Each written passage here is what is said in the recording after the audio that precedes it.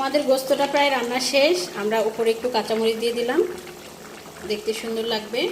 আর যদি কেউ মনে করে যে ডোলে খাবে ভাতের সাথে, তাহলে তাও খেতে পারবে।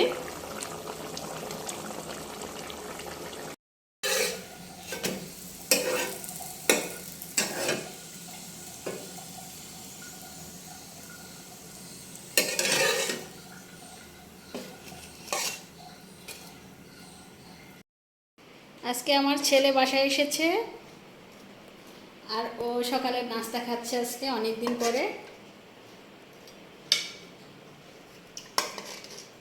খেয়ে বলবা কেমন হয়েছে। হ্যাঁ, তোমার জন্য যেহেতু আজকে নাস্তাটার আয়োজন করা হয়েছে।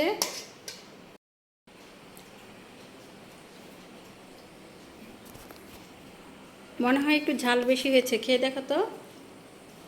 অনেক মজা হয়েছে। অনেক মজা। আচ্ছা, খাও। আজকে সাদাত বাসায় এসেছে, তাই সাদাতের জন্য আজকে যে গরুর মাংস রান্না করেছি, পরোটা করেছি, সবজিও আছে, আমরা খাবো। তো এই যে সাদাত খাচ্ছে। তুলে নাও বাবা।